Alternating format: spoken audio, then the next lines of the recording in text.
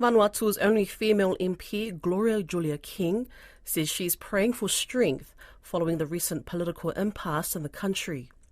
Plans by Vanuatu's oppositions to vote out the Speaker Siole Simeon failed at an extraordinary parliamentary session on Tuesday morning.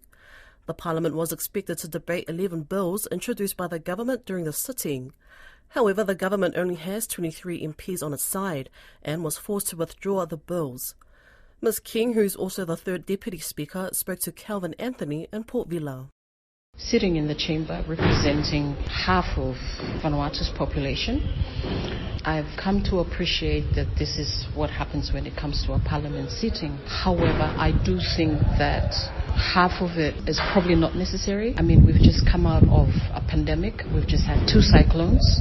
We're gifted for disasters, so we should be in recovery mode. People have too much time. For a democratic country, there needs to be both. The timing, I'm not sure if it's right when the country is trying to recover, when the country is trying to get on its feet. Vanuatu has a lot to celebrate for in the 9 months that we've been in government. There's been steps moving forward in regards to economy, airlines, almost everything, something happening every week. That's a cause to celebrate. Whether it's appreciated by everyone, that's what we're not sure of. But we can agree that the whole of Vanuatu does not need this now. So sitting in there, I'm praying for strength not to have to say things yet, because if I do say it as a woman, it won't be nice things. But more importantly, that the house needs to be in order. But sometimes there needs to be a reminder that we are here voted in by our constituents to act in the interests of our people. And so when we speak, we need to be representing them fully and accordingly, whether we're serving the self-interests of certain groupings or personal interests. The opposition leader, Mr. Lochman, said that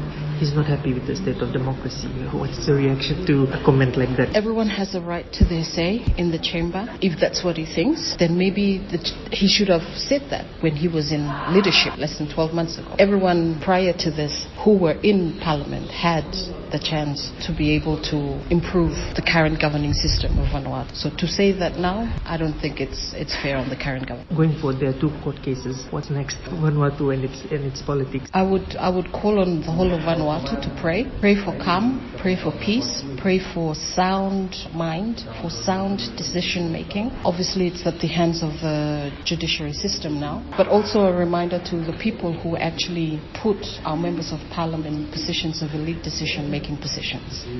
You are responsible for your MPs. If you need to have a word with them, encourage them, speak to them, now would be a good time to think of the greater good for Vanuatu and not for certain minorities.